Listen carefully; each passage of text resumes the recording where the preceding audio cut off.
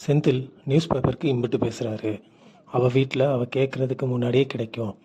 அவள் அமைதியாக இருக்கிறாருனால என்ன வேணாலும் சொல்லலாமா?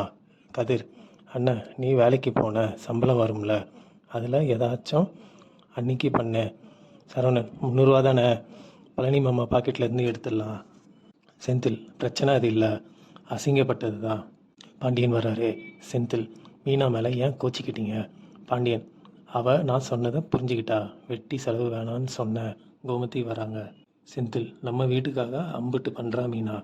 பாண்டியன், ஏலே கொஞ்ச நாளாக நீ எதிர்த்து பேசிகிட்டு இருக்க. பாண்டியனை கோமதி கூட்டிகிட்டு போகிறாங்க. செந்தில் பைக்கில் கிளம்புறாரு. செந்தில், மீனா பைக்கில்.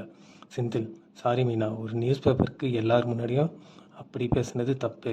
மீனா, எனக்கு எந்த வருத்தமும் இல்லை. மாமா இப்படி தான், நீங்கள் ஆல்ரெடி சொல்லியிருக்கீங்க. நானே கூட கடையில் வாங்கியிருக்கலாம். நான் மாமா கிட்ட கேட்டது தான் தப்பு. இந்த வீட்டில் சொல்கிறது தான் ஏற்றுக்க முடியல. நாம் வீட்டை விட்டு வெளியே தான் போகணும். இது நம்மளால் முடியுமா? செந்தில், முடியாது. மீனா, இந்த வீட்டில் அட்ஜஸ்ட் பண்ணி தான் இருக்கணும். செந்தில், கதிர் ரோட்டில். கதிர், அண்ணி கூல் ஆகிட்டாங்களா? செந்தில், நம்ம வீட்டை பற்றி தெரிஞ்சுமே பேப்பர் வாங்குங்கன்னு சொன்னது ஏன் தப்புன்னு சொல்கிற? நான் எதுவும் பண்ணதில்லை. மீனாக்காக ஏதாவது பெருசாக செஞ்சுருக்கணும். ஒரு இடத்துக்கு போகணும், நீ என் கூட வா. மீனா அம்மா வீட்டுக்கு போகிறாங்க. மீனா அம்மா வராங்க. மீனா அப்பா எங்கன்னு கேட்குறாரு செந்தில். ரவி, ரோட்டில் போகிற வரவங்க கிட்டலாம் பேசிகிட்டு இருக்க, கிளம்புடா அப்படின்னு சொல்கிறாரு. செந்தில், உங்களுக்கு தெரியாமல் தான் கல்யாணம் பண்ணேன்.